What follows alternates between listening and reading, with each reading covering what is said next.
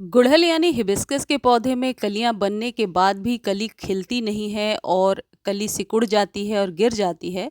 तो सर्दियों में यानी नवंबर दिसंबर में ये प्रॉब्लम बहुत ज़्यादा देखने को मिलती है। आज के वीडियो में एक बहुत ही आसान सा तरीका मैं आपको बताने वाली हूँ, जिससे कि आप अपने गुड़हल या गुलाब के पौधे पर बहुत ही अच्छी और बड़ी फ्लावरिंग ले पाएंगे।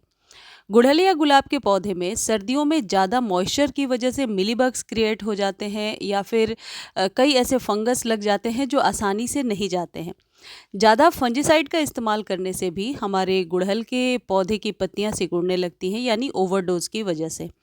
इसलिए यदि इस तरीके की प्रॉब्लम हो रही है कि कलियां बन रही हैं लेकिन कली सिकुड़ी हुई रहती है, तो आज के वीडियो में जो उपाय बता रही हूँ इसको आप हर एक वीक किया करें या वीक में 2 या 3 बार आप इसका इस्तेमाल करें। प्रॉब्लम जब कम हो जाती है तो फ्रिक्वेंसी को आप बढ़ा सकते हैं, यानी वीक में 1 बार इस्तेमाल कर सकते हैं। सबसे पहली चीज़ ये है कि यदि गुड़हल के पौधे में आप ओवर वाटरिंग करते हैं तो ज़्यादा ओवर मॉइस्चर की वजह से भी कई बार पत्ते पीले होने लगते हैं और कलियां गिरने लगती हैं। गुलाब के साथ भी ऐसी प्रॉब्लम होती है, तो पानी का सर्दियों में विशेष ध्यान रखें और यदि आज पानी दे दिया अच्छे से तो कल के लिए वेट करें और नेक्स्ट डे ही वाटरिंग करें। इससे क्या होगा, आपके पौधे में कभी भी ओवर वाटर नहीं होगा और पौधे पर अनायास ही ऐसे ही किसी भी कीड़े का अटैक भी नहीं होगा। सर्दियों में अपने पौधे को आप प्रॉपर फीड दिया करें, यानी कि वर्मी कंपोस्ट 1 से 2 चम्मच, यदि 10 इंच का कंटेनर है तो हर एक 15 दिनों पर दिया करें, जो अपने कई सारे वीडियोस में मैं आपको बताती रहती हूँ। और दूसरी चीज़, धूप लगना बहुत ज़रूरी होता है, क्योंकि यदि कम धूप आप अपने पौधे को देते हैं तो पौधे की जो पत्ते हैं वो अक्सर मुरझाए हुए से नज़र आते हैं।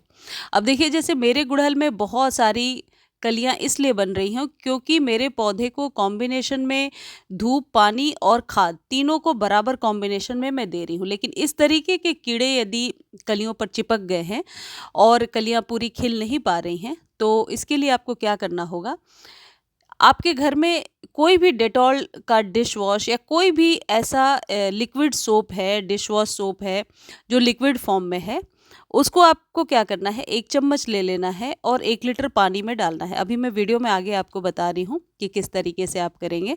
उसे 1 लीटर पानी में डालिए, पानी कम ज़्यादा आप अपने अकॉर्डिंग, अपने स्प्रे बॉटल के अकॉर्डिंग ले सकते हैं। और फिर जहाँ भी मिलीबग्स का अटैक है उस पर अच्छे से स्प्रे करके आप वॉश कर दीजिए, चाहे गुलाब हो, गुड़हल हो या कोई भी अदर प्लांट है जिसमें कि फंगस का अटैक है। पहली चीज़ ये है कि ये जो कास्टिक जो सोडा है वो आपके पौधे को नुकसान नहीं करेगा और मिट्टी को उपजाऊ बनाने में मदद करता है। इस जगह पे आप सर्फ़ का पानी, जो घर में सर्फ़ हम कपड़े धोने के बाद जो निकलता है उसके पानी के इस्तेमाल से भी आप अपने पौधे पर मिलीबग्स को हटा सकते हैं। लेकिन फ़िलहाल मैं आपको ये बता रही हूँ कि ये जो लिक्विड सोप है, इसे 1 चम्मच लीजिए, पानी में डालिए और इसका स्प्रे कर दीजिए अच्छे से। 2-3 स्प्रे के बाद रिज़ल्ट आपको देखने को मिलेगा कि आपका पौधा बहुत ही स्वस्थ है। और पौधे पर जब फंगस और कीड़े का अटैक नहीं होता या चींटियाँ नहीं लगती हैं, तो पौधा लगातार बहुत ही अच्छी फ्लावरिंग करता रहता है। और यदि सर्दियों में आप इसका इस्तेमाल कर रहे हैं तो आप सुबह भी कर सकते हैं, मॉर्निंग, इवनिंग, किसी भी टाइम में आप इसका इस्तेमाल कर सकते हैं।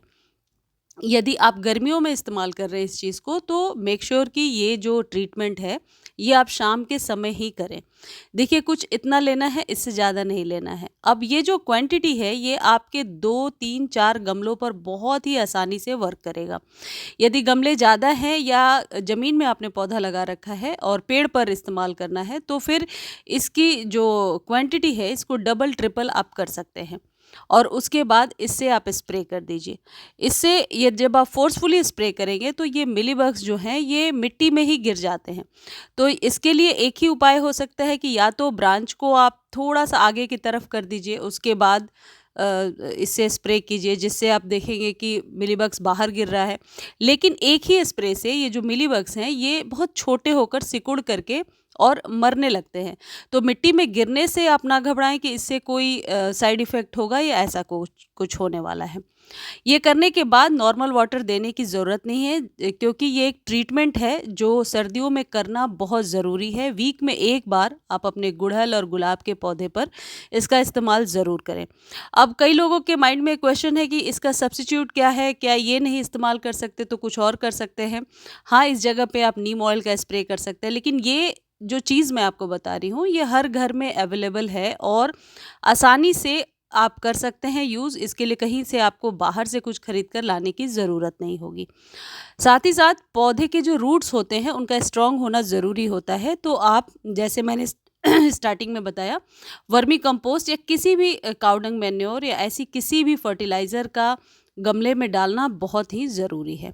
फिर आप देखेंगे आपके गुड़हल और गुलाब की जो प्रॉब्लम है वो सॉल्व हो गई है। अब इससे बचाव के लिए और आप क्या कर सकते हैं, यदि आप न्यू सॉइल तैयार कर रहे हैं, खासकर सर्दियों में गुड़हल और गुलाब के लिए यदि नए पौधे आप तैयार कर रहे हैं, तो 1 चम्मच फंजीसाइड आपको सॉइल में ज़रूर मिला लेना है, जिससे कि आप देखेंगे कि रूट्स में कई प्रकार के ऐसे फंगस लग जाते हैं, जिससे कि रूट्स डैमेज होने के कारण हमारे पौधे खराब होने लगते हैं। तो बहुत ही अच्छे से आप जब सॉइल तैयार करें, यानी 50% गार्डन सॉइल में जब आप 30% कंपोस्ट और 20% सैंड या अदर कोई मटेरियल लाइक परलाइट वगैरह जब आप मिलाते हैं, तो उसमें 1 स्पून कोई भी फंजीसाइड ले लीजिए। साफ फंजीसाइड बहुत ही सस्ता और बेस्ट होता है, जो आपको नर्सरी पर मिल जाएगा या ऑनलाइन भी मिल जाएगा, उसे मिला लीजिए। इससे आपके रूट्स प्रोटेक्टेड होंगे। सर्दियों में इन बातों का ध्यान रखना बहुत ज़रूरी है।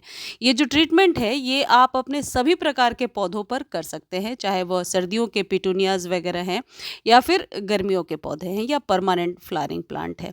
देखिए जिस तरीके से आप देख रहे हैं, मेरे 5 इंच के कंटेनर में इतनी अच्छी फ्लावरिंग हो रही है क्योंकि इसमें फंगस नहीं है।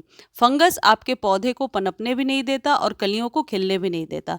तो ये ट्रीटमेंट आप करके देखें और जानकारी कैसी लगी है ये ज़रूर आप कमेंट सेक्शन में बताएं। मुझे उम्मीद है जानकारी अच्छी लगी होगी। अच्छी लगती है जानकारी तो चैनल को लाइक, शेयर और सब्सक्राइब करना ना भूलें। और इससे रिलेटेड कोई भी क्वेरी है तो आप कमेंट सेक्शन में लिख दीजिए, मैं बहुत जल्द आंसर दे दूंगी। धन्यवाद।